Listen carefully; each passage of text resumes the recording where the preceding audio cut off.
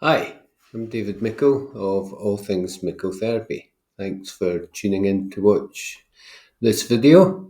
So today I want to discuss and unpick some of the misunderstandings around anxiety. So for most people, anxiety is translated as that they're scared of something. But in actual fact, anxiety is purely a sign that there is energy, emotional energy, that is demanding expression. So, anxiety, commonly in mycotherapy, people can present with anxiety as a sole condition, one of the energy disorder conditions, or it's quite often experienced as people come out of the layer of fatigue, their energy improves, but they start to feel more anxious. Now, it's understandable why anxiety is construed as representing fear of something, because it's the same chemicals and it is produced through the hypothalamus in a similar way to the emotion of fear would. However, those of you that have experienced anxiety recognize that, wait a minute, I'm sitting here doing nothing by myself. Why on earth am I starting to feel panic? And today I'd like to just briefly explain the emotional energetics of that. So, as the body consciousness surveys the situation that is your life in a moment to moment fashion, but also generally as well, it produces emotional energy as communication to you. So, emotions are just energy in motion. Now, interestingly, what we've found in mycotherapy is that when these emotions fail to be expressed in your words, your choices, and your responses to the world, then they are effectively blocked. So these blocked emotions build up inside of you. And the hypothalamus tries to cope with this effect because it creates chemical change and it starts to become overwhelmed. And part of this overwhelm produces symptoms of anxiety. But if you look carefully at it, what we've discovered is that anxiety is almost never triggered by fear. It is actually a build-up of things that body consciousness perceives as being unfair towards you, therefore it's anger. In our culture, we quite often experience things that fill us with grief, and because we have to continue with our lives, or we don't want to upset other people or feel like we're burdening them with our sadness, then we block grief.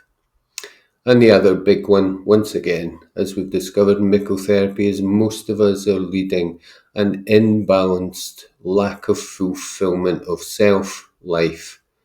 Now, that emotion can produce anxiety. So, in mycotherapy, what we discover is that if you have anxiety in any given moment and you look at the situation more widely, you recognize that there's not fear triggering this. Although, as we'll discuss in a moment, the head does try to make sense of it and links it to fear, but it's not fear. So if your body feels that there's unexpressed, not just verbally, but in actions, anger, grief, and body boredom, lack of fulfillment, then you can develop the symptom of anxiety through the overwhelm of the hypothalamus caused by the anger, occasionally grief, and lack of fulfillment or body boredom. So it makes sense why the head perceives this as a fear thing. And for me, this is where we develop sort of obsessive compulsive disorder and phobias, because we have not been shown how to process, step into the flow of our anger, our lack of fulfillment, and occasionally grief.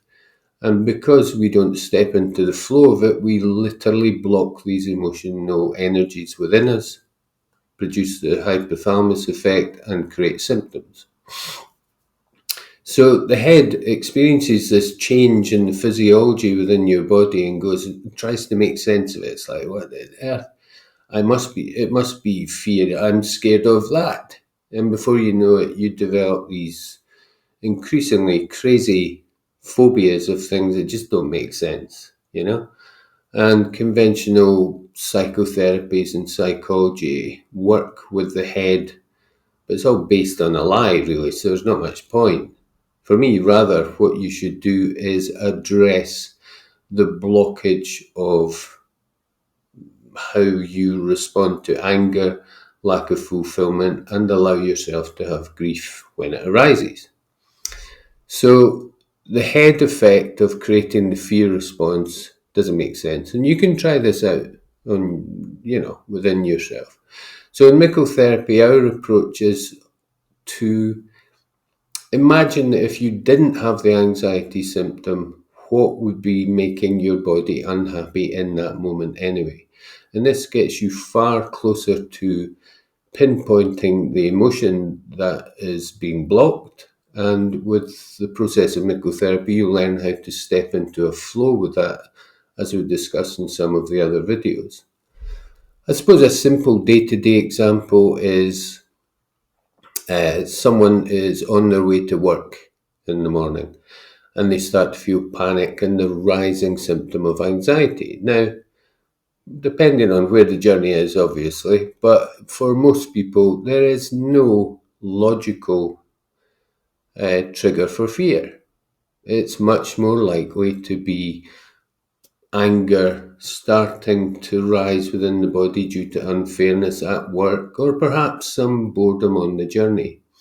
And by starting to focus on those pure, out with your control in terms of their production emotions, but you can control how you respond to them, you start to take action in your life generally that creates clear boundaries, like I spoke about in the previous videos in this series, and about how to lead a more fulfilling existence. And inadvertently, your anxiety symptoms reduce because you're dealing with anger, body boredom, lack of fulfillment. So if any of that makes sense to you and you'd like to explore it further, I would encourage you to look at the other videos, join that small cohort of people who actually watch these videos, and you will gain a much more useful insight into your symptoms, whether it be fatigue or in this case anxiety, because it is not what it appears to be. Just keep as a note to yourself, it's not triggered by fear. So please subscribe, be great if you wanted to receive more of these videos, which I plan to do on a regular basis. And you can look at the details below about how to access the Mickel therapy courses, which are online. And you can take it from there. Thank you. Bye.